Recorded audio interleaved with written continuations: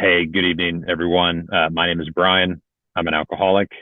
I am super happy to be here this morning. For me, it's 10:45 in the morning, and I know it's evening time for you. I think it's maybe 9:45 or close to 10 o'clock.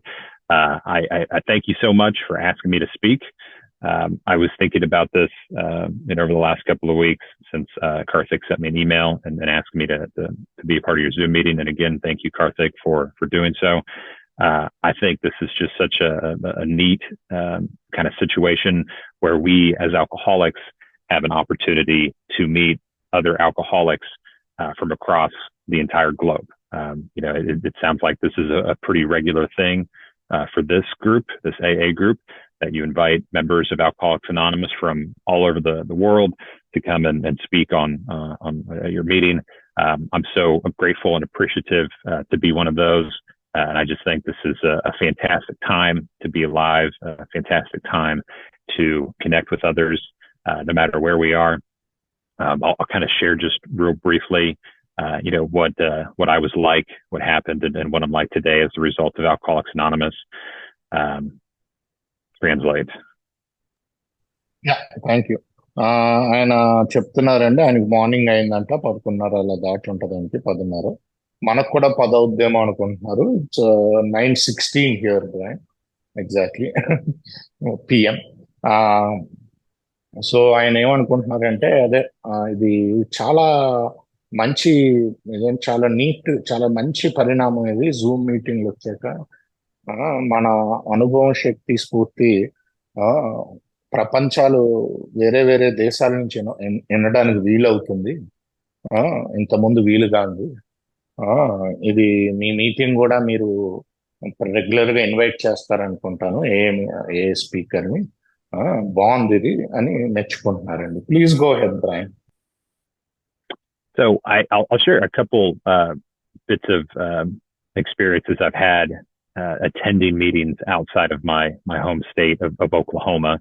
So if you guys know where Oklahoma is, it's right above Texas in the United States, and all that means is we like to watch football, and it is hot as all hell, including today. It was like 110 degrees yesterday, and it's probably going to be just as hot today. But that's what we're used to. But so I've had an opportunity over the years as the result of sobriety to do some traveling at different places, and my wife and I have had the great experience to go to different countries and visit Alcoholics Anonymous there.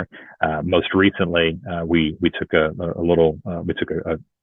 cruise, and they always have meetings on the ships, and so we make it a point to attend those AA meetings while we're out there on the ocean.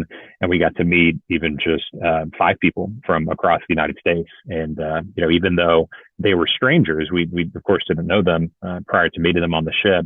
We immediately felt comfortable with them, and we immediately became friends with them as well. And although I'm not seeing you guys in person, I always feel comfortable being at a meeting of Alcoholics Anonymous, whether it's in another country, another state, another city, or even online on Zoom. So I just, again, I think it's wonderful that, we as alcoholics have an opportunity to expand our fellowship globally, and visiting Alcoholics Anonymous at different places across the world has 100% enhanced my sobriety. So it's just a really cool deal. So again, I'm really appreciative that you guys have had me here to speak. Translate. Thank you. So ఆయన రాష్ట్రం వచ్చి ఓక్లమహా అండి. అక్కడ అదేంటంటే correct గా Texas పైన ఉంటది. చాలా వేడిగా ఉంటది. మేము చేసేది ఏమి ఉండదు ఇక్కడ. వేడిగా ఉంటది. ఫుట్బాల్ ఆడతాం, అదే అమెరికన్ ఫుట్బాల్ ఆడతాం ఆ, అని అంటున్నారు. నేను కూడా 4-5 రాష్ట్రాలకు వెళ్ళాను, కొంతమందిని కలుస్తాను. ఉదాహరణకి మొన్న షిప్ లో వెళ్ళాను, నేను మా భార్య. క్రూజ్ షిప్ లో. ఆ షిప్ లో కూడా ఏ మీటింగ్ ఉంటది. ఆ షిప్ లో ఏ మీటింగ్లకి ఆ, వెళ్తే అక్కడ కూడా ఇంకొక 5 రాష్ట్రాల నుంచి కలిసాం. ఆ, కలిసినా మేము ఎప్పుడు ఇంతకుముందు కలవలేదు. కాకపోతే ఏంటంటే మా ఫ్రెండ్షిప్ ఎప్పటి నుంచో కలిసిన వాళ్ళగా ఉండింది. ఆ, అదే ఆల్కహాలిక్స్ అనానమస్ యొక్క గొప్పదనం. ప్రపంచవ్యాప్తంగా నువ్వు ఏ దేశానికైనా ఏ మీటింగ్కైనా వెళ్ళొచ్చు. నీ నువ్వు ఏమి పరాయి వాళ్ళ కింద అనిపించదు, నీకు అందరూ మనవాళ్ళ కింద అనిపిస్తుంది. ఆ, ఎప్పటి నుంచో స్నేహ బంధాలు ఉన్నట్టు అనిపిస్తుంది ఆ, అని అంటున్నారు. సో ఇది జూమ్ అయినా ఉండొచ్చు, లేకపోతే ఫిజికల్ మీటింగ్స్ అయినా ఉండొచ్చు. అక్కడ ఈ జూమ్ లో కూడా మీరెవరో కూడా నాకు తెలియకపోయినా, మీ ఫేసులు కనిపించకపోయినా ఆ, నాకు చాలా కంఫర్టబుల్ గా ఉంటది. ఎందుకంటే నేను నా ఇంటికి వచ్చినట్టు ఉంటది ఎప్పుడు ఆల్కహాలిక్స్ అనానమస్ మీటింగ్కి వెళ్ళాను చెబుతుంది. Please go head Brian. Thank you. So I was also just sort of thinking as I was talking about the international conference about Alcoholics Anonymous that is happening next year in Vancouver, Canada. I'm not sure if anybody here has had an opportunity to go to an international conference of Alcoholics Anonymous. I was able to go to a couple of them over the years. First off, I should say, by the grace of God, sponsorship and action in AA. I've been sober since May 13th, 2008, and I'm, of course, extremely grateful for that.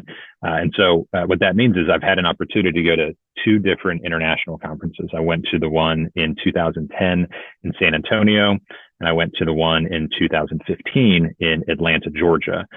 Of course, there was no international conference in 2020 in Detroit because of COVID. And so that means, God willing, I'll still be sober by the time international comes around next year. And I'll go to that one, and it'll have been, 10 years since the last one.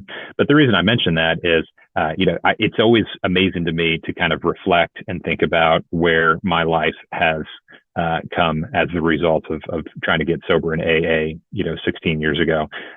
Never in a million years would I have thought that I'd have the types of experiences that I've had. I'll say one thing about the international conference in Atlanta.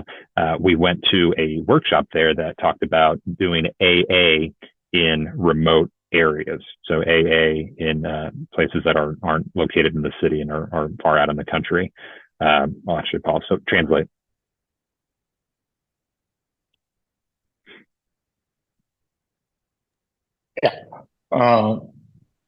So ఆయన ఏం చెప్తున్నారంటే international conventions గురించి కూడా చెప్పారు. International conventions అవకాశం ఉందో నీకు. నేను ఇప్పటికి 2 ఆటలకి వెళ్ళాను. ఒకటేమో ఎందుకంటే నా సొబ్రైటీ డేట్ వచ్చి దేవుడి దయ వల్ల, స్పాన్సర్షిప్ వల్ల, నేను తీసుకునే కార్యాచరణ వల్ల నేను మే 13, 2008 నుంచి సోబర్గా ఉన్నాను. సో 2010 ఇంటర్నేషనల్ కన్వెన్షన్కి వెళ్ళాను, 2015 ఇంటర్నేషనల్ కన్వెన్షన్కి వెళ్ళాను. రకరకాల ఏం కలవటం జరిగింది. 2020లో కరోనా వల్ల కన్వెన్షన్ లేదు. సో మళ్ళీ ఇప్పుడు 2025 వస్తుంది. అప్పటికి నేను దేవుడి దయ వల్ల సోబర్గా ఉంటే మళ్ళీ ఇంకో దానికి వెళ్ళటం జరుగుతుంది. సో ఈ రకరకాల కన్వెన్షన్స్కి వెళ్ళి రకరకాల జనాలు వాళ్ళ అనుభవాలు తెలుసుకోవటం నా అదృష్టం అని చెప్తున్నాను. Please go head. Thank you.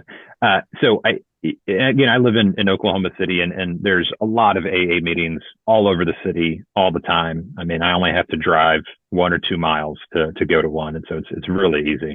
And so attending the workshop about AA in remote locations, there were groups and individuals that were from rural or countryside Canada. Right. So Canada is just, of course, this huge country, and they shared, and this is back in 2015. So this was a little while ago, but they shared that it was not unusual for them at all to drive 7, 8, 9, 10 hours to go do a 12 step call. They drive almost, 400, 500, 600 miles just to go help another suffering alcoholic. And I always remember that experience, hearing these guys and these girls talk about that. It really put things into perspective for me. And it really reminded me that I should watch out when I complain about having to go drive 10 minutes to go to my home group when I'd rather be lazy and sit on my couch at home. So it was just such a cool experience at International in 2015 and 2010 as well. And so although right now, all of us here on Zoom, at least with me, we're not really close to one another. We're very far away, separated by an ocean and then some. If anybody has the opportunity to go to Vancouver next year for the international conference. I encourage you to consider it, and I would love to meet one of you guys if you get a chance to do so. When we were at International in Atlanta, I started to count the different countries of all the people that we met, and I got up to like 24 countries, and I just quit counting. It was just so wonderful seeing everybody from all over the world. And the most amazing thing too is that it didn't matter where anybody was from. The message of Alcoholics Anonymous was the same. It was always the steps. It was always the traditions. There was really no difference other than the language in which it was spoken between AA in US, AA in India, AA in Germany, AA in Russia, AA in Mexico, all over the place. Alcoholics Anonymous is just Alcoholics Anonymous. And I loved it. So that's all I'll say about this. I'm just trying to convey my appreciation and my gratitude for having a chance to be here this morning. So translate. Sure, thank you. So ఆయన అంటున్నారు అనమాట, ఇప్పుడు ఏంటంటే మామూలుగా 2015లో international కన్వెన్షన్కి వెళ్ళినప్పుడు అక్కడ కెనడాలో ఈ చిన్న చిన్న రూరల్ గ్రూప్స్ నుంచి వస్తారు. కెనడా చాలా పెద్ద దేశం, అంటే చిన్న చిన్న ఊరుల నుంచి కన్వెన్షన్కి వచ్చారు. పెద్ద దేశం కెనడా అంటే. వాళ్ళు షేర్ చేస్తున్నప్పుడు వాళ్ళు ఏం చెప్పారంటే చాలా కామన్ అంటారు. ఒక 12 స్టెప్ కాల్కి 7-8 గంటలు డ్రైవ్ చేసుకుని వెళ్ళి చేయటం. ఇంకొక 12 స్టెప్ కాల్ అంటే 12వ సోపానం కాల్ అంటే ఇంకా బాధపడుతున్న తాగుబోతుకి ఏ మెసేజ్ అందించడం. దానికోసం ఒక 7-8 గంటలు డ్రైవ్ చేసుకుని వెళ్తారంట ఒక చోట నుంచి ఇంకో చోట. నాకు అప్పుడు అనిపించింది, నేనేమో 10 నిమిషాలు డ్రైవ్ చేసుకుని వెళ్ళడానికి ఏదో కంప్లైంట్ చేస్తూ ఉంటాను, నా కౌచ్ మీద కూర్చుని ఉందాం అనుకుంటాను సోఫాలో. సో వీళ్ళేమో అంతంతలాగా చేస్తున్నారు. సో నాకు చాలా ఇన్స్పైరింగ్ గా ఉండింది. కాకపోతే అక్కడ కూడా మీకు కూడా అవకాశం ఉంటే 2025లో రండి కన్వెన్షన్ కి. కెనడాలో జరుగుతుంది, వ్యాంకూవర్ లో అంటున్నారు. నేను లాస్ట్ టైం వెళ్ళినప్పుడు రకరకాల దేశాల్లో కలిశాను. లెక్క పెట్టాను ఎవరెవరు ఉన్నారని. 25 దేశాలు లెక్క పెట్టి దాని తర్వాత వదిలేశాను. ఎవరైనా సరే, ఎంత ఎక్కడి నుంచి వచ్చినా సరే మెసేజ్ అదే. ఆల్కహాలిక్స్ అనోనిమస్ 12 సోపానాలు, 12 సాంప్రదాయాల మెసేజ్. రకరకాల భాషల్లో మాట్లాడచ్చు. రష్యా నుంచి వచ్చినా అదే, ఇండియా నుంచి వచ్చినా అదే, కెనడా నుంచి వచ్చినా అదే, జర్మనీ నుంచి వచ్చినా అదే, లేకపోతే మెక్సికో నుంచి వచ్చినా అదే మెసేజ్. భాష మారుద్ది తప్ప మెసేజ్ మారదు. అదే మెసేజ్ ఉంటుంది. అదే దీని యొక్క అద్భుతం అని చెప్పి చెప్తున్నారు. ఇదంతా నేను ఎందుకు చెప్పానంటే, మీరు చేసేదానికి నా కృతజ్ఞత. దేశాలు అదే వేరే దేశం నుంచి కలుపుతున్నారు కదా, దానికి కృతజ్ఞత అని చెప్తున్నారు. Please go head. Thank you. So kind of getting into a little bit about me and my drinking. I didn't think that I was an alcoholic for a lot of years. I had a really specific image in my head of what an alcoholic looked like, and I didn't think that I was one of them. In my head, an alcoholic was somebody who it was a homeless person living underneath the bridge, drinking vodka out of a brown paper sack, or it was somebody that had to drink every day, or they get the shakes, and they're these pathetic creatures that just can't stay sober. Their body requires alcohol, and I would always feel sorry for people who are alcoholics. It's like that must be a pretty unpleasant existence. That was what I thought. That's what I thought an alcoholic was. I was just a young kid, young kid and young man eventually as well. And I just felt like I drank because I like how it made me feel. In the doctor's opinion, in the book, of course, we all know, says that men and women drink essentially because we like the effect produced by alcohol. And I remember reading that for the first time, and I'm like, well, duh. I mean, obviously, I like the effect produced by alcohol. And kind of what I learned over the years is that, what makes me an alcoholic isn't so much about the quantity that I drink, but it's the quality of my drinking.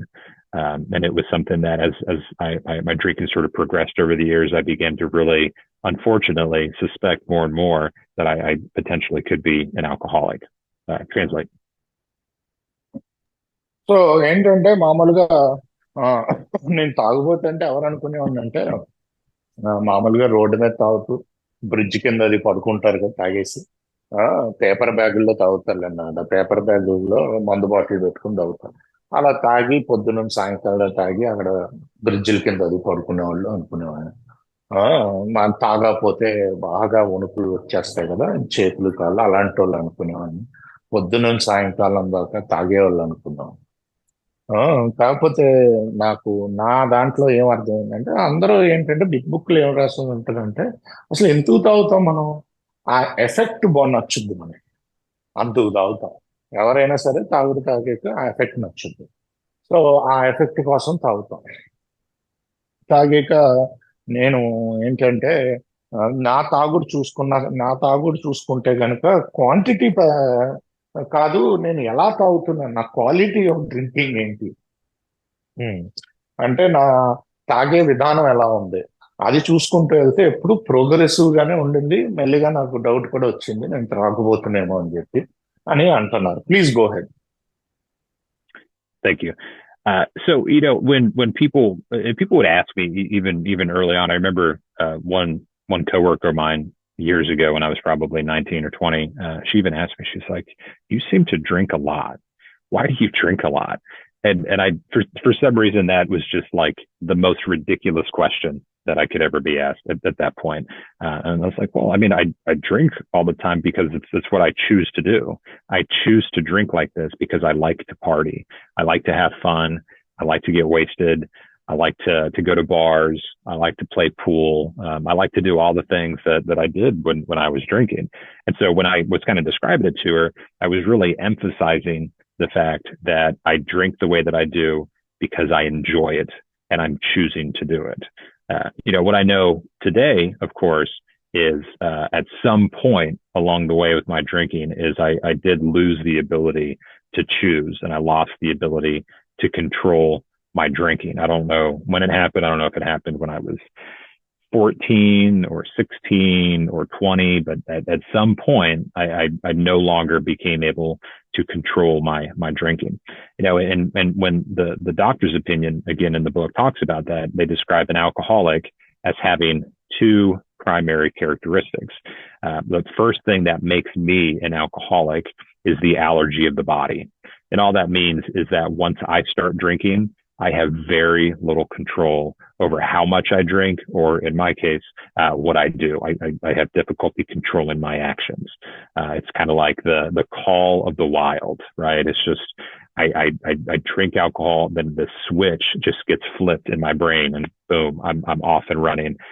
And you can't stop me. And if you try to stop me, we're going to have a problem. We're going to get into a physical altercation if you try to prevent me from drinking the way that I want. So that's the first thing that makes me an alcoholic is the allergy of the body. It's how I react to alcohol.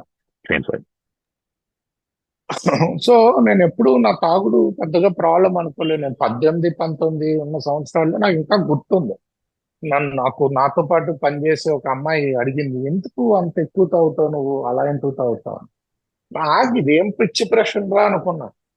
ఎందుకంటే నేను ఇలా తాగుదాము, నాకు ఈ తాగుడు ఇష్టం, అంతూ తాగుతున్నాను, నా ఇష్టం, నాకు చాయిస్ ఉంది, నా ఇష్టం, నేను తాగుతాను అనుకున్నా. కాకపోతే వెళ్ళే కొద్ది ఏమర్థమైందంటే నా ఇష్టాలతో సంబంధం లేదు, నేను అలాగే తాగుతాను. నాకు ఇష్టం ఉన్నా ఇష్టం లేకపోయినా నేను తాగుతాను అన్న తర్వాత అర్థమైంది నాకు. ఏంటంటే చాయిస్ లేదని చెప్పి, నేను తాగుడు నుంచి దూరంగా ఉండాలి లేకపోతే తాగాలి అన్న చాయిస్ నా దగ్గర లేదు, నేను తాగుతాను అంతే అన్న తర్వాత మెల్లిగా అర్థమైంది. సో ఈ తాగుబోతనం అన్నది మన డాక్టర్ గారి అభిప్రాయం చాలా క్లియర్ గా ఉంటుంది. ఒక ఎలర్జీ అని చెప్తాడు. ఎలర్జీ అంటే ఏంటంటే నేను ఒక్కసారి తాగుడు మొదలు పెట్టానంటే ఇంకంతే, నేను ఎంత తాగాలనుకుంటానో అంతా తాగుతాను. అది సో ఎప్పుడు ఇంకంతే, ఇంకా హద్దులు లేవన్నమాట ఒకసారి ఒక డ్రింక్ లోపలికి వెళ్ళాక. సో ఎవరైనా నేను ఇంకా చాలా పిచ్చిగా అయిపోతాను నేను తాగుడు ఒక్క డ్రింక్ తాగగానే. ఎవరైనా సరే అడ్డొచ్చారనుకోండి తాగద్దు అంత అని మధ్యలో, అంతే సంగతులు, వాళ్ళతో గొడవ పెట్టుకుంటాను, కొట్లాటకి వెళ్తాను. సో ఏంటంటే ఒక్కసారి డ్రింక్ పడ్డాక నేను పూర్తిగా వేరే మనిషిని ఒక పెగ్గ వేసాక. నా విషయానికి వస్తే అని చెప్తున్నాను. Please go head. Thank you. So the second thing that makes me an alcoholic is the obsession of the mind. That's what the book tells me, right? So what I understand that to mean is, for me, when I'm not drinking, I'm thinking about drinking. I'm planning my next drink. I'm wondering when I'm going to get the opportunity to drink the way that I really want to drink, which is in a completely unrestricted way, right? And so that's really the key of my alcoholism, is that obsession of the mind. So the way that I describe it to newcomers, and when we do different 12-step work, is, if the problem for me was just alcohol, if it was only my drinking, and if I knew that it was damaging to me, if I knew that drinking was harmful to me, well, then I just wouldn't do it. And that sounds like an oversimplification, but I think it really is that easy, right? If I know that alcohol is harmful to me, and I know that I like to do things like get arrested when I'm drinking, then I should just probably avoid alcohol. But the problem comes back for me to that obsession of the mind. My brain tricks me into thinking that this next time I want to drink, it's going to be different. I'm going to control it. I'm going to act better. I'm not going to go drink and drive. I'm not going to go start a fight. I'm not going to go hit on your girlfriend. Those are all of the things that my mind convinces me I'm going to do differently this time.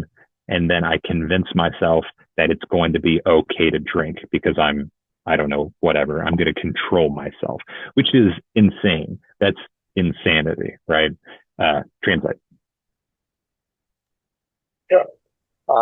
So ఇప్పుడు ఏంటంటే ఇంకొక problem ఉంది, allergy కాకుండా. నాకు నేను తాగనప్పుడు మళ్ళీ ఎప్పుడు తాగుతానని plan చేస్తూ ఉంటా. అది కూడా ఎలా తాగాలి? కంట్రోల్ లేకుండా తాగాలి, హాయిగా. అలా ప్లాన్ చేసుకుంటూ ఉంటా. సో దీన్ని అబ్సెషన్ ఆఫ్ ద మైండ్ అంటారు. అంటే మానసిక ఒత్తిడి లాంటిది అనమాట. తాగేలా చేస్తుంది మళ్ళీ నేను. సో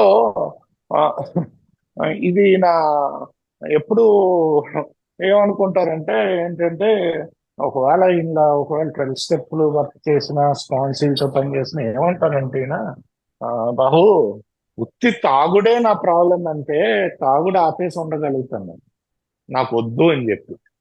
నాకు తాగుడు వల్ల అరెస్ట్లు అవుతున్నా, నాకు అరెస్ట్ అవటం ఇష్టం లేదు. సో తాగుడు ఆపేసి నేను ఉండగలుగుతాను, నాకు వద్దని చెప్పి. తాగుడు వల్ల రకరకాల ప్రాబ్లమ్స్ వస్తున్నాయి. సో నాకు తాగుడు వద్దు అనగలుగుతా, లేకపోతే నేను అది అనలేను తాగుడు వద్దు అని. నా దగ్గర ఎందుకంటే ఈ మైండ్ మళ్ళీ ట్రిక్ చేస్తుంది నన్ను. ఏమని చేస్తుంది మైండ్? ఈసారి అలా అవ్వదులేదు, ఈసారి నేను కంట్రోల్ గా తాగుతాను, ఈసారి అలా అవ్వదులే అని చెప్పి మళ్ళీ నన్ను ట్రిక్ చేస్తుంది అనమాట. అదే obsession of the mind. So ఈసారి అలా అవ్వదులే అని చెప్పి నేను మరి ఎప్పుడైతే మందు తీసుకుంటానో మళ్ళీ అలాగే జరుగుతుంది. సో అని ఆయన అంటున్నారు. ఇది నా మేజర్ రెండో ప్రాబ్లం. ఉత్తి తాగుడు ప్రాబ్లం అంటే నేను తాగుడు అంటే ఆపేసి ఉండగలుగుతాను, కాకపోతే మళ్ళీ తాగిపిస్తుంది నా బుర్ర తీసుకెళ్ళి. సో అందుకని అబ్సెషన్ ఆఫ్ ద మైండ్ లో తోటి మళ్ళీ ప్రాబ్లం వస్తుంది అని చెప్తున్నా. Please go ahead. Thank you. So the best way that I try to describe it to newcomers is like this. So this happened more times than I can remember, but I would have a night of drinking the night before, and I would do all the normal stupid stuff that I did. I'd wake up feeling terrible. I'd wake up not being able to recall exactly what I did or where I did it or anything like that. And so I would usually call a friend of mine, just that I knew I drank with last night, and I would say something like, "Hey man, that was a really fun night last night, wasn't it?" And I would pause and I would wait for his reaction. And he might react badly, and he'd say something like, "Was it a fun night, Brian?" And then I'd go, "Oh crap, what did I do this time?" Or maybe he'd say, "Oh yeah, it was fun." And I was like, "Oh, okay, good deal. Well, I didn't do anything terribly stupid last night." But anyways, I would feel terribly. I would say to myself that morning, "I need to take it easy today. I can't go party. I can't go back to the bar tonight. I feel terrible. I did something stupid again, whatever it was. I'm not going to drink today." And I would mean it. Genuinely, I would mean it at that point that I was not going to drink. But that was early in the day. Then the afternoon would roll around, the evening would roll around, and I'd start to get what the book describes. We know it as being restless, irritable, and discontented. And all that really meant was I was starting to kind of get nervous that I was going to have to really actually go the rest of the night without drinking, which sounded terrible, of course. And so at that point, maybe somebody would call me, they'd invite me to the bar, they'd invite me to a party, whatever it was. And I would say, okay, or I would talk myself into drinking. But I didn't think that I was failing at not drinking, right? I didn't think that I was failing at not drinking. I had made a promise to myself earlier that day that I wasn't going to drink. And I'll pause, translate. So ముందు రోజు చేసింది గుర్తుండదు కాబట్టి పొద్దున్నే ఫ్రెండ్కి phone చేసి ఆ నిన్న చాలా మజా వచ్చింది కదా అని అడుగుతాడు. ఏం మజా బ్రైన్ అన్నాడంటే నేను ఏదో చేశాను. అయ్యో ఇప్పుడు ఏదో చేశాను అని అప్పుడు ఆయనకి అర్థం అవుతుంది.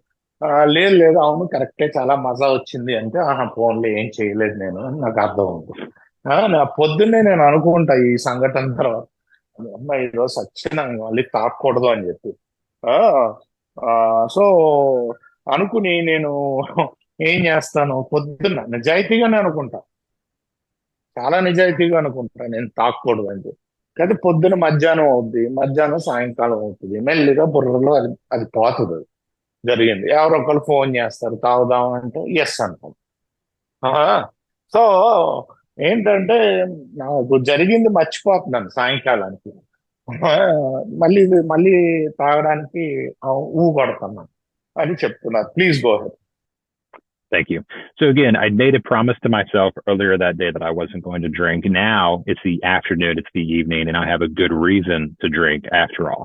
And so to me, I'm not failing at not drinking. I had made a decision earlier that day to not drink. And now I'm making a different decision. In other words, I'm changing my mind. I'm not failing at not drinking. I know I said that I wasn't going to drink, and that was a choice that I was making earlier in the day. But now I'm undoing that choice. I'm making a different decision.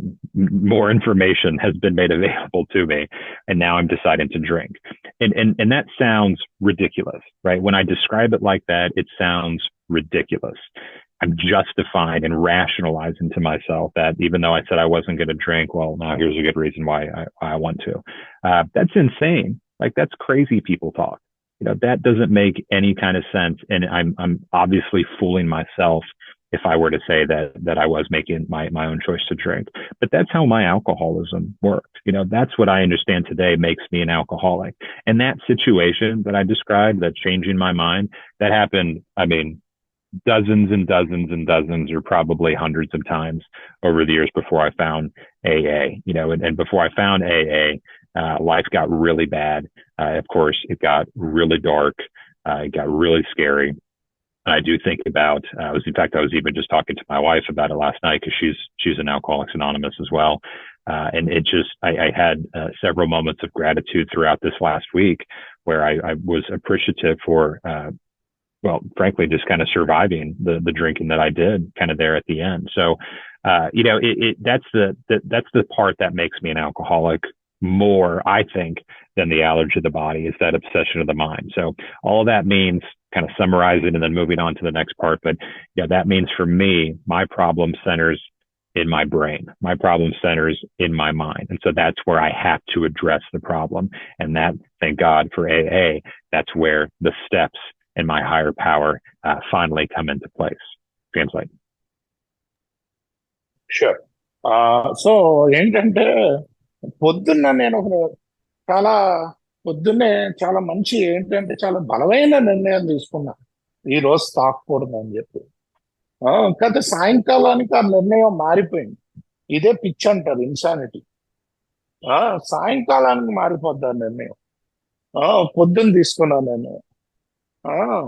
So అన్ని అంటే ఎందుకు తాకూడదు అనుకున్నానో కూడా బలమైన కారణాలు ఉన్నాయి పొద్దున్న. ఆ కారణాలు కూడా మర్చిపోతున్నాను సాయంకాలం. ఈసారి అలా జరగదులేనో ఏదో ఏదో దాంతో నేను మళ్ళీ ఆ, ఆ, వెళ్ళిపోతున్నాను దాని దగ్గరికి. ఆ, దీన్నే ఇన్సానిటీ అంటారు. ఆ, నాకు పరిస్థితులు చాలా ఘోరంగా అయినా బయట పరిస్థితులు ఇంకా దారుణంగా దారుణంగా దారుణంగా తయారవుతున్నా నా జీవితంలో అలాగే అయింది. నేను ఈ పొద్దున్న అదే ఈ తీసుకున్న నిర్ణయం మీద నేను ఆగలేకపోతున్నాను. అది నా ప్రాబ్లం. సాయంకాలానికి. అందుకనే మేజర్ ఒకవేళ ఈ ప్రాబ్లం లేకపోతే తాగుడుతో అసలు ప్రాబ్లం లేదు. ఆ, ఇదే నా మెయిన్ ప్రాబ్లం. నా మెయిన్ ప్రాబ్లం ఏంటంటే ఆ, నా నా బుర్రలో ఉంది, సెంటర్స్ ఇన్ ద మైండ్. నా నా ప్రాబ్లము నా బుర్రలో ఉంది. సో ఆ బుర్ర ఆ నిర్ణయాన్ని మార్చేస్తుంది. సాయంకాలానికో లేకపోతే ఎప్పుడుకో మా నిర్ణయం మార్చేస్తుంది. ఆ, అందుకనే ఇది ఆ, ఇప్పుడు నెక్స్ట్ వచ్చేది ఏంటంటే నా బుర్రలోనే నాకు ప్రాబ్లం ఉంది కాబట్టి నాకు ఒక ఉన్నత శక్తి కావాలన్నది వస్తుంది. ఆ, అన్నది next part. Please go head. Thank you. I'll share just one quick story about my drinking, and then I'll kind of talk about what my experience like or has been like in AA. So I was a young man. I had been drinking for a number of years at this point, and I wasn't totally ignorant to how my drinking was probably unusual or abnormal. I wasn't blind to the things that I was doing, but there was one time in particular. I just got a new job. It was a good job. I was paid well for being young and inexperienced, and I was making good money. This job in my head was the thing that was going to fix me, right? I began to recognize a pattern of drinking and getting into trouble and getting into fights and getting arrested and not being able to stop. So again, I really started to see that I might have a drinking problem. I wasn't ready to admit that I was an alcoholic. That was still insane to me, but I began to think that I might be different than my friends. So I got this job, and this job was going to fix me. This is the thing that was going to fix me and what was wrong with me. I didn't know what was wrong with me. I just knew I, needed fixing, if that makes sense. And so my logic was that this job, because I'm going to be working more, I'm going to be working 40, 50 hours a week. I'm not going to have an opportunity to drink the way that I want. I'll just have too much going on. I've got work, I've got bills, I've got responsibilities. So I've got all these different things, and it's sort of going to force me to slow down and act more appropriately. So that's my alcoholic brain telling me that this thing is going to make me, I don't know, it's going to make me a better person or something ridiculous like that. So that's my plan. I've got this job and I'm going to do better. Translate.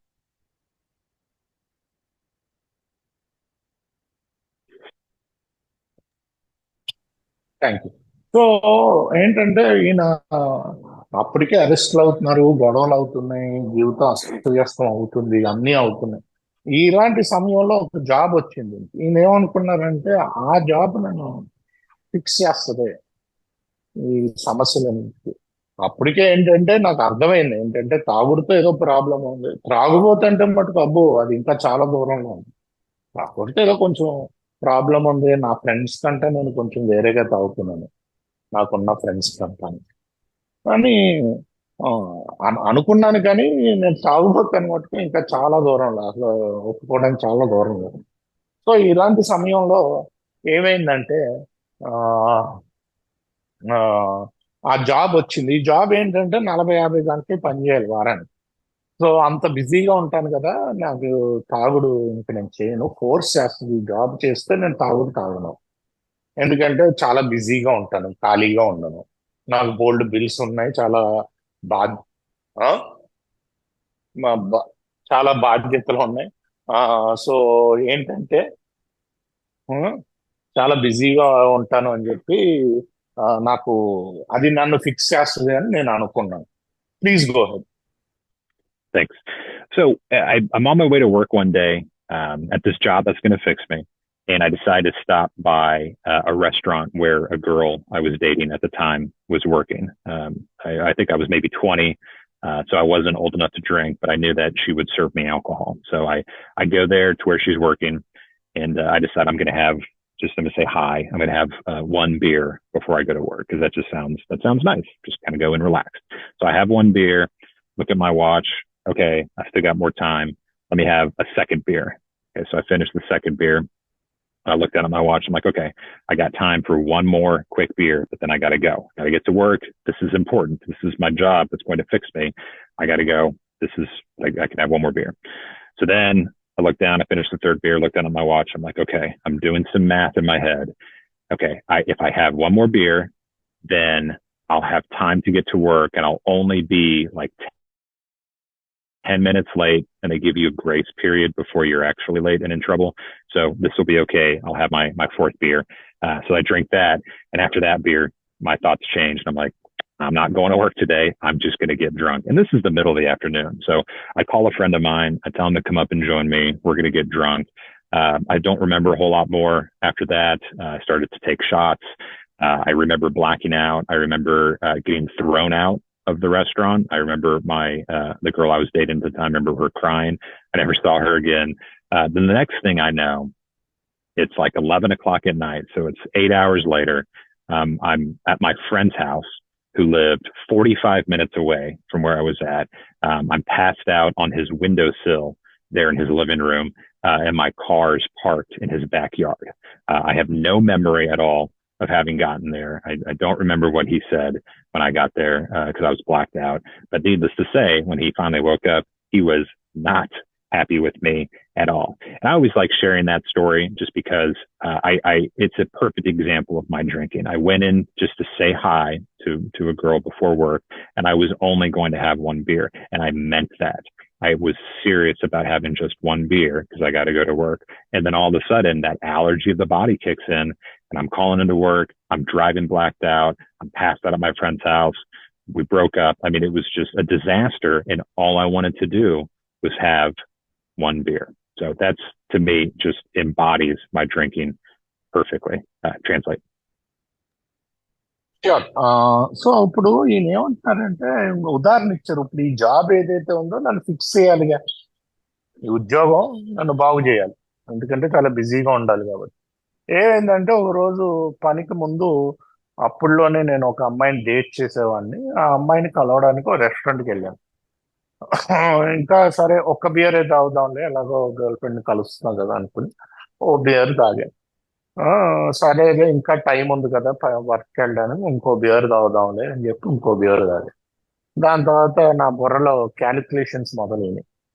ఇంకా ఉంది, ఇంకా 15 నిమిషాలు ఉంది, ఇంకో beer తాగొచ్చు అని. ఆ, ఇంకో దాని తర్వాత 10 నిమిషాలు గ్రేస్ పీరియడ్ ఇస్తారు పనిలో.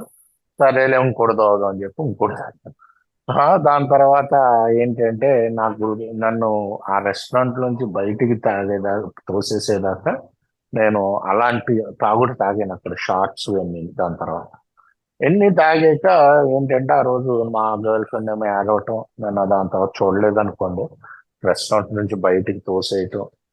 నేను ఎక్కడ లేచానంటే మా ఫ్రెండ్ ఇంట్లో ఒక అదే సోఫా మీద నిద్రలేకపోవడం జరిగింది.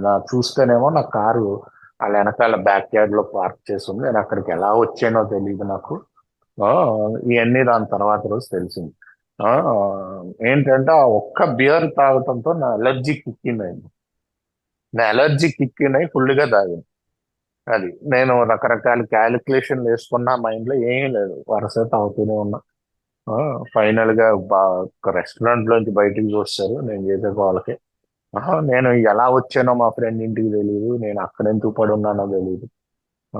సో ఆ ఎలర్జీ ఒకసారి కిక్కిన్ అయ్యాక అలా జరిగింది. ఇది ఆ, ఇదొక కథ నా జీవితంలో అని చెప్పి చెప్తున్నా. Please go ahead.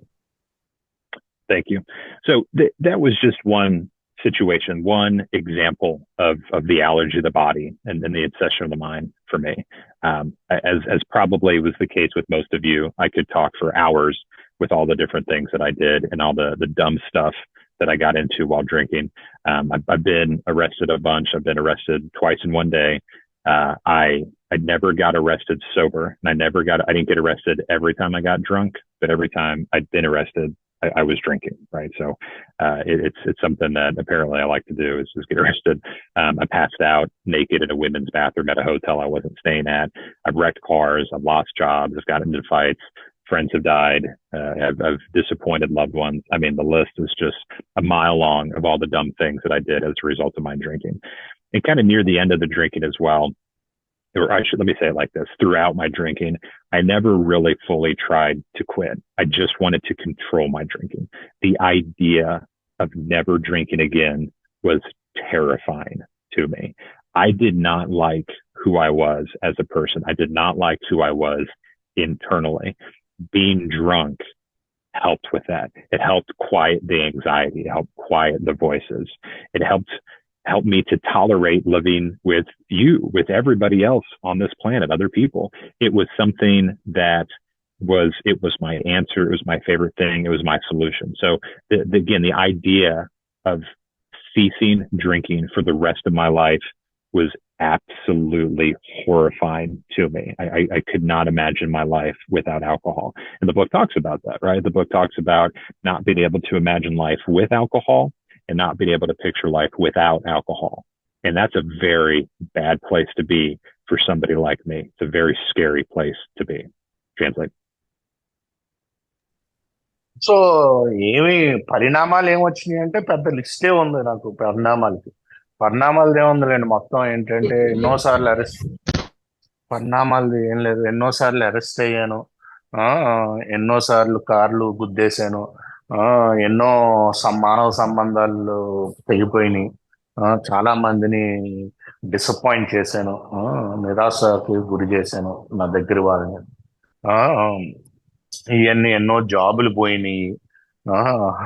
ఇవన్నీ ఒక లిస్ట్ పెద్దదే ఉంది నాది ఏంటంటే చూసుకుంటూ వెళ్తే. కాకపోతే ఎప్పుడు కూడా నేను తాగుడు ఆపుదాం అనుకోలేదు, తాగుడు కంట్రోల్ చేద్దాం అనుకున్నాను ఏదో విధంగా. ఎందుకంటే తాగుడు ఆపిన జీవితం నాకు చాలా భయంకరమైన జీవితం కింద అనిపించేది. భయం వేస్తుంది తాగుడు ఆపి జీవించాలంటే. ఎందుకంటే మీ అందరితో మనుగడ చేయాలన్నా, నా ఆలోచనని శాంతిపరచాలన్నా, లేకపోతే నాలో ఉన్న భయాల్ని ఆందోళనని కొంచెం శాంతిపరచాలన్నా నాకు మందు కావాలి. మీ అందరితో బతకాలన్నా మందు లేని జీవితాన్ని ఊహించుకోలేకపోయాడు. బిగ్ బుక్ లో కూడా ఇదే రాసి ఉంటుంది ఏంటంటే జీవితం ఎలా అయిపోద్దంటే మందుతోటి జీవించలేము, మందు లేకుండానే జీవించలేము. అలాంటి జంపింగ్ ఆఫ్ ప్లేస్ అంటుందండి, అంటే ఎటు దోకాలో తెలియదు. అలాంటి చోటుకు వచ్చేసాను నేను. అది చాలా భయంకరమైన చోటు అండి అని చెప్తున్నాను. Please go head. Thank you. So, throughout the years, the things that I tried, I did everything that I thought would work to get me to control my drinking and act like a gentleman. I tried going to psychiatrists. I tried going to psychologists. I tried going to counselors. I tried going to church. I tried joining the military. I tried getting married and having a kid. All of those never worked. Some of them were actually really bad ideas and made my drinking even worse. It didn't make my drinking worse. It just made me want to drink more, I guess is what I made. So I tried to quit more times and control my drinking more times than I could count. And every single time I would fail. The longest amount of time that I had without drinking before I came into AA was 2 weeks. 2 weeks in over a decade of drinking. That was it. And that's a scary place to be. So it got to the point where I got arrested again. I was married at the time. My now ex-wife took our son and ran away to Texas because she was afraid of me, which I understood. And so I had like 1.5 friends in the world. I had no job. My family wanted nothing to do with me. This is, of course, really the short version of all of it. But I was at that point where I didn't know what else to do. I had tried the things that I thought would help me to act better and quit drinking and just not feel the way that I did. And none of it worked. Ironically, out of all the times that I got arrested, I never got sentenced by the judge to go to AA. I got sentenced to do a bunch of other things like alcoholic assessments and community service and all that other stuff, but I never got sentenced to AA. I had a friend that I knew didn't drink. And I knew she was in AA, but I didn't know anything else about Alcoholics Anonymous. So one day I called her and I just said, "Hey, I need help." Translate. So పరిస్థితులు ఎలా వచ్చేసినాయి అంటే ఇంకా అదే ఆఖరిసారి arrest అయ్యాను. Arrest అయినసరికి అప్పటికి నాకు పెళ్ళై ఉండింది. మా భార్య ఏమో నా నుంచి పారిపోయింది నా కొడుకుని తీసుకుని. ఎందుకంటే అర్థం చేసుకోగలుగుతాను ఈరోజు నేనంటే భయం. నా ఫ్రెండ్స్ అందరూ 1.5 ఫ్రెండే మిగిలేడంటే అలా ఒక చెప్పే విధానం అది. మా ఫ్యామిలీ ఏమో అబ్బో నాతోటి అసలు సంబంధాలు తెంచేసుకుంది, అరే బాబు నీకు నాకు సంబంధం లేదని చెప్పి. నేనేమో చాలా ప్రయత్నాలు చేశాను, ఇందాక కూడా చెప్పారు ఆ ప్రయత్నాలు. సైకాట్రీ ప్రయత్నం చేశాను, ఆర్మీలో జాయిన్ అవడానికి ప్రయత్నం చేశాను, ఆ, రకరకాల ప్రయత్నాలు ఎన్ని చేశాను నేను. ఏ ప్రయత్నం చేసినా 2 వారాల కంటే ఎక్కువ సోదరు ఉండేవాడు కాదు మనం. మాక్సిమం టైం 2 వారాలు. అది కూడా 10 ఏళ్ల డ్రింకింగ్ కెరియర్ లా అంటే చూసుకోండి. 10 ఏళ్ల పైన తాగండి నేను. ఆ, ఎన్ని రకాల ప్రయత్నాలు చేసినా ఎన్ని ఫెయిల్ అయ్యేవి. ఎందుకంటే ఇంకా వర్స్ట్ అయ్యేవి యాక్చువల్లీ. ఇంకా తాగాలనిపించేది ప్రయత్నం చేసే కొద్ది. సో ఎన్ని రకాల ప్రయత్నాలు ఫెయిల్ అయ్యాక మొత్తం అంతా చుట్టుపక్కల అంతా ధ్వంసం అయిపోయాక అప్పుడు ఇంకా చేతులెత్తి, నాకు ఒక ఫ్రెండ్ తెలుసు, అప్పుడు ఆల్కహాలిక్స్ అనానమస్ తెలియదు కానీ ఒక ఫ్రెండ్ తాగట్లేదని తెలుసు. ఆ ఆ అమ్మాయికి ఫోన్ చేసి, బాబు నాకు సహాయం కావాలి అని అడిగాను అని చెప్తున్నా. Please go. Thank you. So, I knew, or I thought that Alcoholics Anonymous was a religious group. I did know just the tiniest bit about it, and I knew it was all about God. So I resisted going to AA for years and years and years because I did not like the idea of God. I was very much against God. I felt like God was malicious. I felt like God wasn't there for me. And if God allowed all the bad things to happen in my life, then that's not a God that I wanted to get to know. So I resisted the idea of a higher power forever. But there's a part in the book of AA in the chapter of We Agnostics. And it says more or less that alcohol was the great persuader. And all that means in this context is, for me, alcohol persuaded me enough by kicking my ass enough that maybe I should be willing to give this God thing a try. So alcohol persuaded me to change my mind about this whole God thing because I had nowhere else to go. There was no other solution for me. I had to give AA a try because it was either AA or it was nothing. And for me, nothing, I might as well have just killed myself because the things that I was doing, the pain that I had caused, I felt like my life was unfixable. I felt like there was no way that I could ever fix my life and undo the things that I had done, the consequences that I'd had. So I'm grateful that alcohol persuaded me enough to get me into the rooms of AA and give this AA thing a try. Translate. Okay. So ఏంటంటే alcoholics anonymous అంటే ఇదేదో మతంతో కూడింది నాకు అని అనుకునేవాడిని. అది కాకుండా దేవుడు అంటారు ఇక్కడ, అయితే హయ్యర్ పవర్ అని.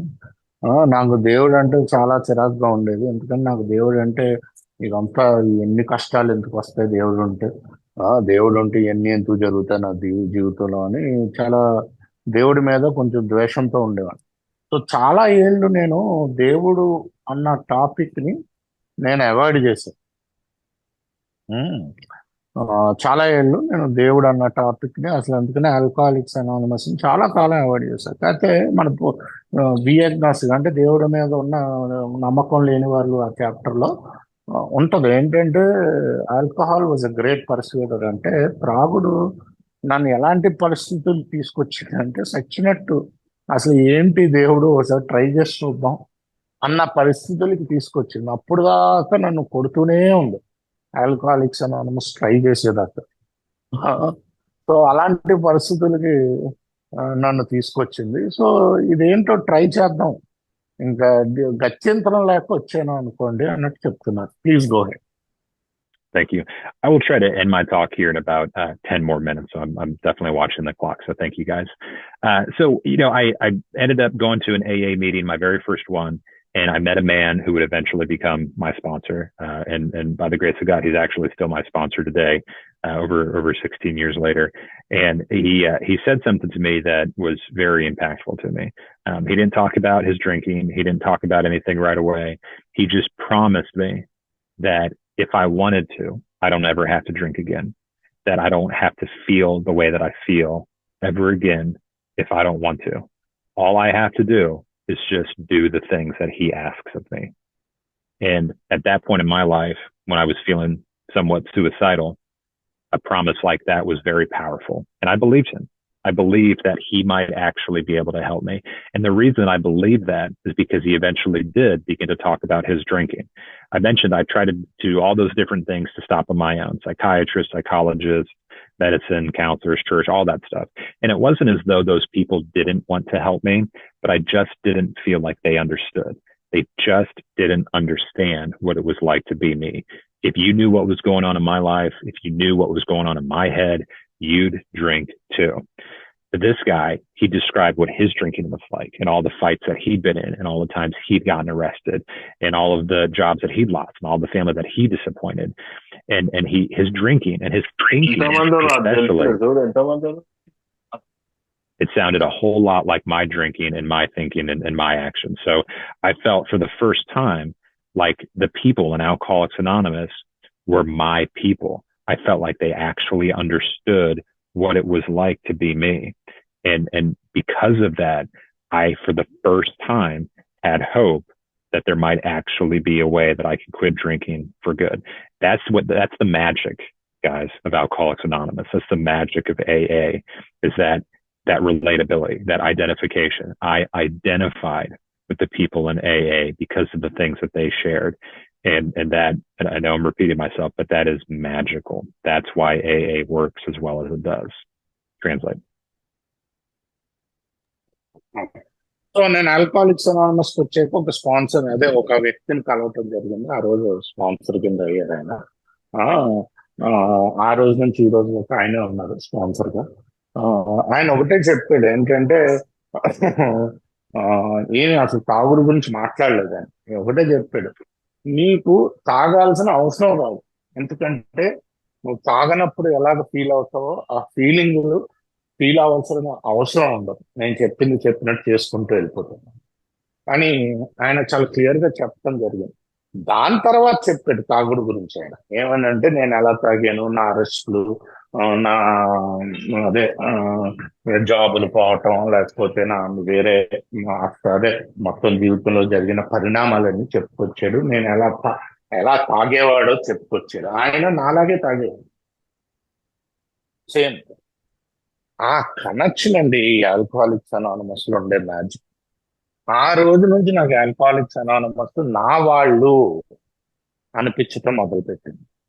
నేను తాగినట్టే తాగారు నా వాళ్ళు అన్నట్టు అనిపించడం మొదలైంది. సో ఆల్కహాలిక్స్ అనానమస్ ఏంటంటే నాకు ఒక ఇల్లులా తయారైందని చెప్తున్నాను. Please go head. Thank you. So my sponsor began to take me through the steps of AA. He said that I needed to call him every day, which was crazy. Like every day, seriously? But okay, fine, whatever. I said I was willing to go to any length to stay sober, and I meant it, right? So he said, call me every day. So I started calling him every day. And he took me through steps 1, 2, and 3. And this is going to be, of course, in the interest of time, a shortened version of it. But for me, in step 1, the way that he explained it to me was my life is unmanageable as a result of my drinking and as a result of the choices that I've made. So in other words, I am not very good at making choices about my life. I'm not good at making the things that are, or the decisions that are my best interest. That's step 1. So in step 2, he said, well, once you recognize back in step 1 that you're not very good at making your own decisions, maybe you should consider allowing God to make some of the decisions in your life. Maybe this God thing is a better choice to help run your life. And then he said in step 3, once I recognize that I'm not good at making my own decisions and maybe God is better at making my decisions, step 3 was simply making a decision to move on with the rest of the program.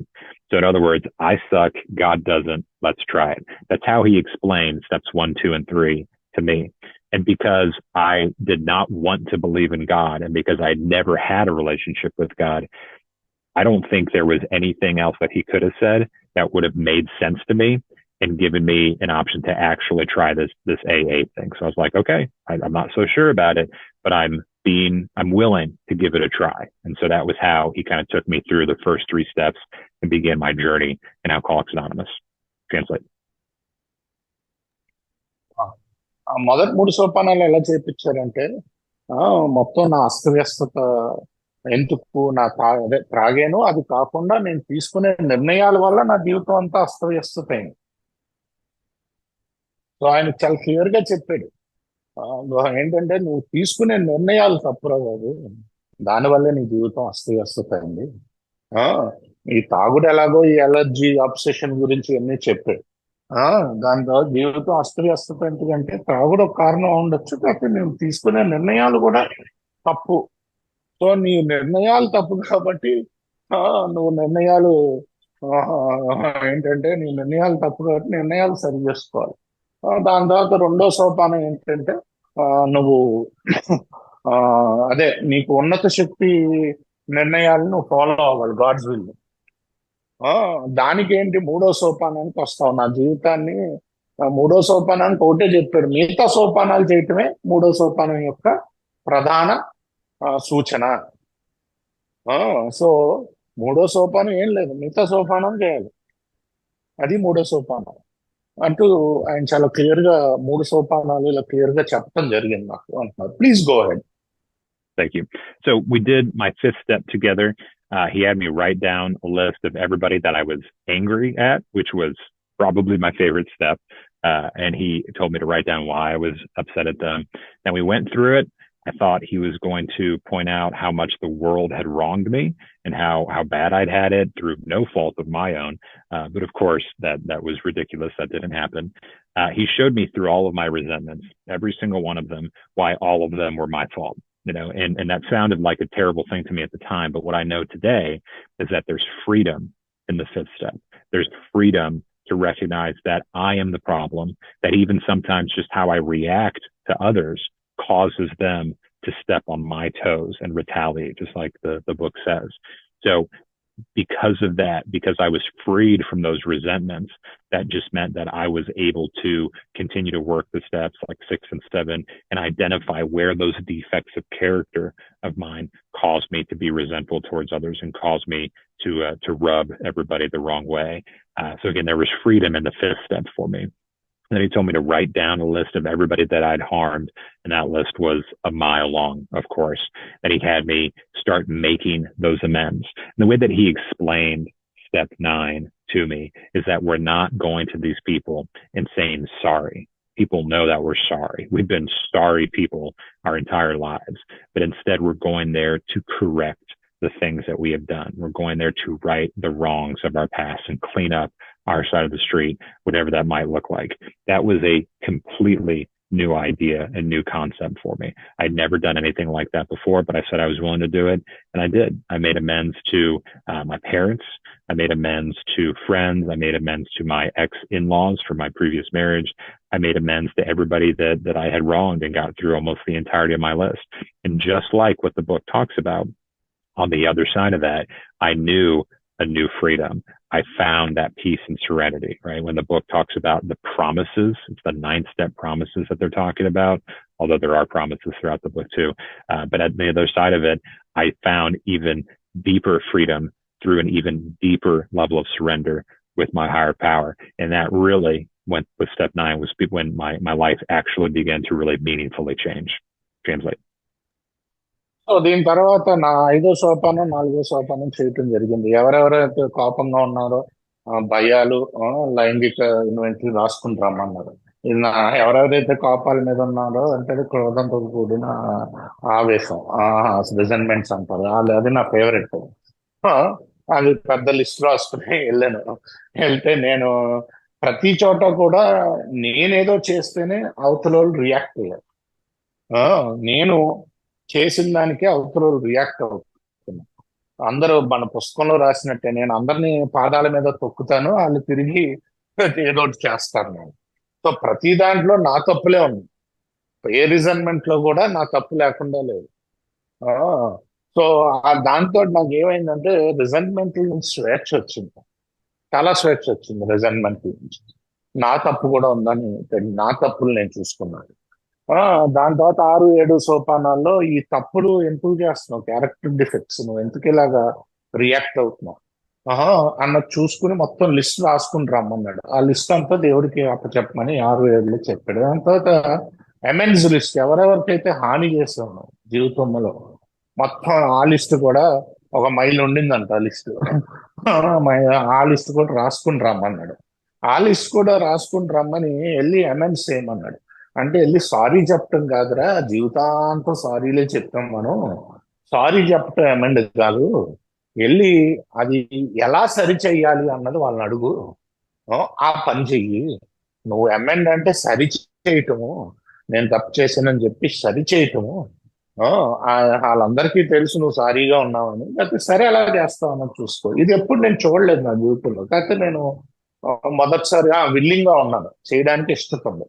వెళ్ళి చేస్తే ఇంకా freedom వచ్చింది. ఆ 9వ సోపానం promises రియాలిటీలోకి వస్తూ మొదలుపెట్టింది. అంటే ఇప్పుడు 9వ సోపానంలో వాగ్దానాలు ఉంటాయి, పుస్తకంలో ఉంటాయి. అవి రియాలిటీలోకి రావటం మొదలైంది అని చెప్తున్నారు. Please go. Thank you. So I'll kind of start to wrap it up, and forgive me for rushing at the end. But one thing my sponsor also told me was vital for me to stay sober for the rest of my life was I have to work with others. I have to give what was given to me. I have to give away what was given to me.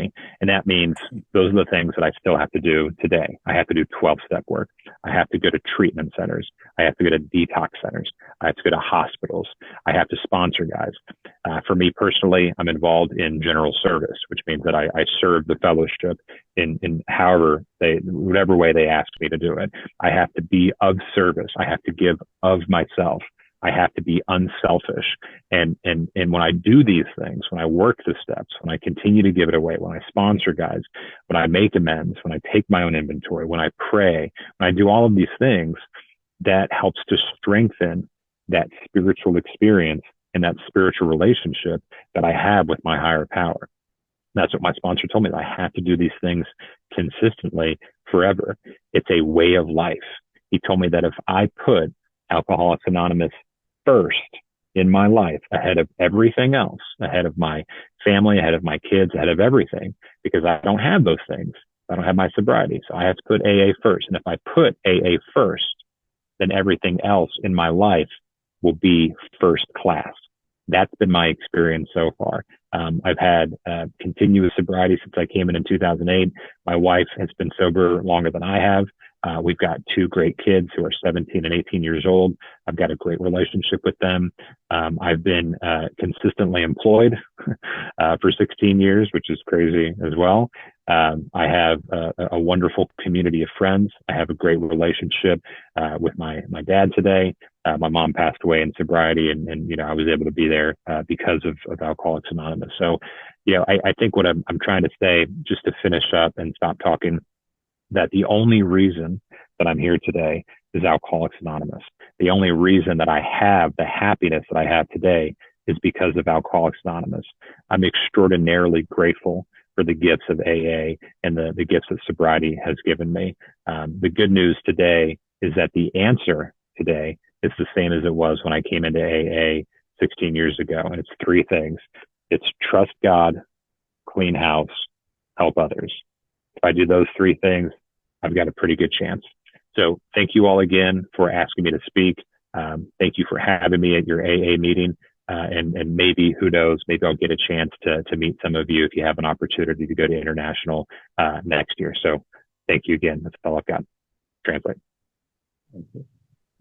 So దీని తర్వాత ముఖ్యంగా ఏం చెప్పాడంటే మా sponsor, అంత తొందరగా వ్రాపప్ చేస్తున్నాను ఏమనుకోకండి లాస్ట్ లో. అయితే 12 అదే ఇతరులకి నువ్వు పంచటం నీ దగ్గర ఉన్నది చాలా ముఖ్యమైనది చెప్పాను. నేను జీవితాంతం చేయాల్సింది. నేను ఏంటంటే ఎప్పుడు కూడా ఏని ఫస్ట్ పెట్టమన్నా. ఏ first, family next, job next. So నేను ఎంతకాలం అయితే ఏని ఫస్ట్ పెడుతూ వెళ్తానో నాకు నా జీవితం ఫస్ట్ క్లాస్ గా ఉంటుందని చెప్పాడు. అది నాకు నిజమైంది. నా జీవితం ఫస్ట్ క్లాస్ గానే ఉంది. నేను ఏని ఎప్పుడు ఫస్ట్ పెట్టాలి అని చెప్పాడు అన్నమాట. నేను జనరల్ సర్వీస్ దాంట్లో సర్వీస్ చేస్తాను, జనరల్ సర్వీస్ ఆఫీస్కి. ఇంకా నాకు ఇతరులకి పంచుతూ ఉంటాను నేను నేర్చుకోండి 12 సోపానాలని.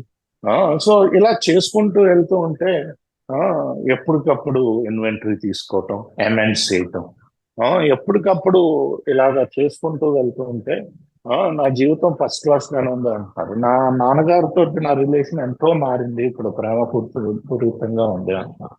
ఆ, ఆ, మా అమ్మగారు మొన్నే పోయారు, కాక ఆవిడ దగ్గర నేను సూపర్ గా ఉండగలిగాను అంటారు. ఆ, దాని తర్వాత 16 ఏళ్ళ నుంచి నేను అదే జాబ్ లో ఉన్నాను, ఒకటే జాబ్ చేస్తున్నాను, అదో మెరుకులు అంటారు. సో ఇవన్నీ కూడా ఆ, ఆ, సో ఏంటంటే ఈయన ఈ ఈ జరిగేదన్నీ కూడా ఆయన ఒక అద్భుతంగా ఉన్నది. ఎప్పుడు దాకా అయితే నేను ఈ 12 స్టెప్ పని చేస్తూ ఆ ఏఏని ముందు పెడుతూ వస్తున్నాను, ఆ అద్భుతంగా జీవితం నడుస్తుంది అని చెప్తున్నారు. దీంతో మళ్ళీ వరల్డ్ ఫెలోషిప్ లో కలుస్తామేమో 2025లో ఆశిస్తూ సెలవు తీసుకుంటున్నారండి. Thank you, Brian. Thank you.